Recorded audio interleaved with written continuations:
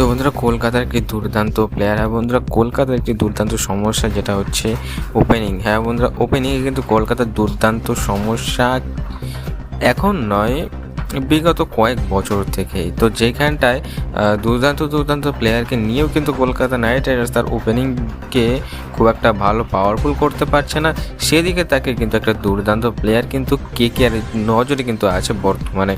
হ্যাঁ বন্ধুরা, এই প্লেয়ারটা এই ইংল্যান্ডের এই প্লেয়ারটা যদি কলকাতা নাইট রাইডার্সে আসে তাহলে কিন্তু কলকাতা নাইট রাইডার্সের ওপেনিং সমস্যা কিন্তু অনেকটাই ঠিক হয়ে যাবে। তো যেমনটা নিউজ বেড়ে চলে আসছে। তো বন্ধুরা, এই প্লেয়ারটার নাম বলার আগে বলে রাখি, চ্যানেলটি যেতে যদি নতুন হয়ে থাকে কিন্তু চ্যানেলটি সাবস্ক্রাইব করে আমাদের পাশে থাকতে অবভিয়াসলি ভুলবে না। তো চলো শুরু করা যাক আজকের ভিডিও। হ্যাঁ বন্ধুরা, আমি কিন্তু ইংল্যান্ডের এই জেমি স্মিথের কথা বলছি। হ্যাঁ বন্ধুরা, এই প্লেয়ারটা কিন্তু এই কিছুদিন আগে যেখানটা কিন্তু ইংল্যান্ডের খেলা হয়েছিল, যেখানটা কিন্তু দুর্দান্ত পারফরমেন্স দেখিয়েছিল, 4-5 নম্বরের দিকে এসে কিন্তু দুর্দান্ত 4-6 মেরে কিন্তু সকলের নজর কেড়েছে। যেখানটা কিন্তু সকলের নজর এখন বর্তমানে এই যুবক প্লেয়ারটার উপরে আছে।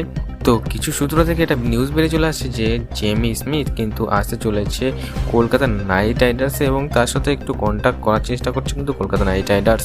তো দেখা যাক পরের মরশুমে একে আমরা দেখতে পাই কি দেখতে পাই না। তো দেখা হচ্ছে নেক্সট ভিডিওতে। ভালো থাকবেন, সুস্থ থাকবেন, আসতে থাকবেন, বাই বাই।